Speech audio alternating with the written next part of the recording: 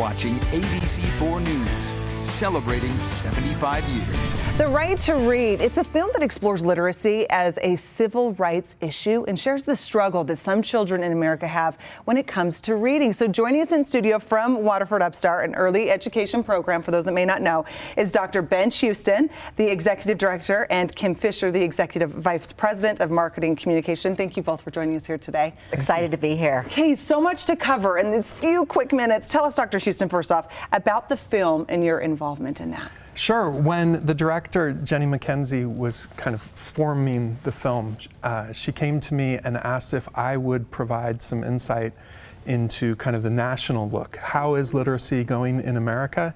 This is something that I've done for over a quarter century.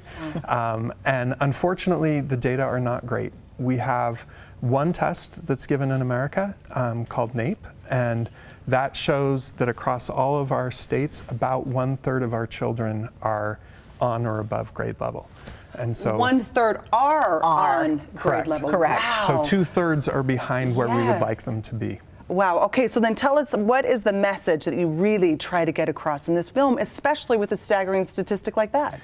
First of all, that the science is known. We know how to teach children to read. It's very doable. They need a lot of support from teachers and schools, but they also need a lot of support in the home from parents.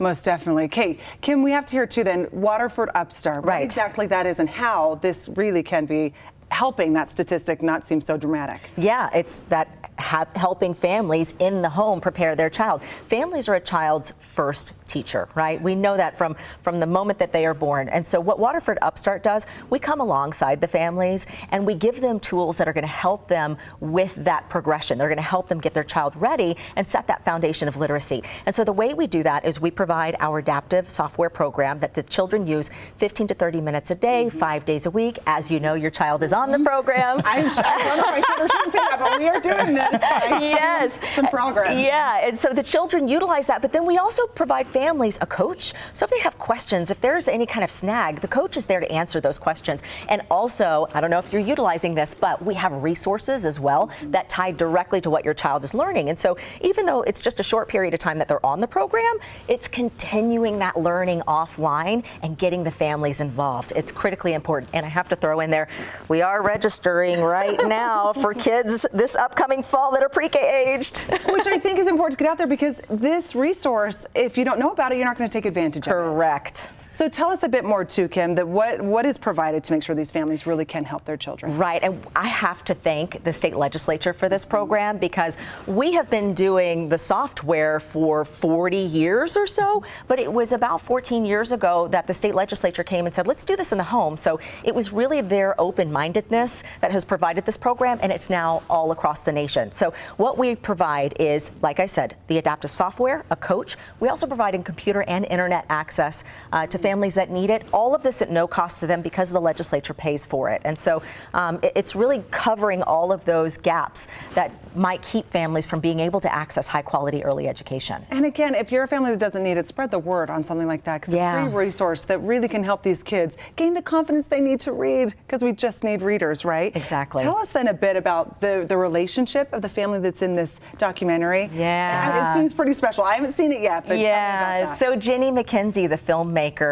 when she came to Benj, she also came to me and said, we need to find a family that really cares about their child's education, that's doing this at home. And I said, I have the perfect family. This is who we're seeing, right? This is them. It's the Staples Adams family, and that's little Fred.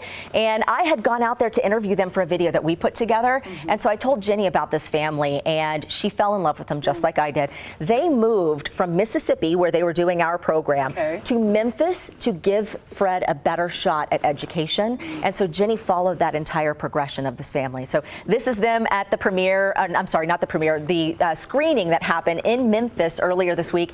They sent me photos and said thank you so much for the opportunity. Oh, by the way, the 4-year-old sister that you see there, she is now on the program because we have a pilot going in Memphis. Good for her. What a cool. So real quick, how do they get access? How can people see the documentary? That's not a part of what I'm supposed to ask. Where do we see it? Tonight, come to Rose Wagner. Rose Wagner, that's right. there's 6 a screening o'clock. tonight at 6. And then it'll be accessible later at some point? Yeah, Fingers crossed. They're working on it. They are making it available in communities, so you can go directly to the website for the film, Right to Read, and request a screening in your local community, and they will reach out and work with you for the social impact. Diving into an important issue. Yes, and they're trying for Netflix, so everybody cross your fingers. Okay. Yeah. Good vibes out there. We thank you both, Kim and Benj, for your time here today. Thank you. And we'll head into break. We'll be right back.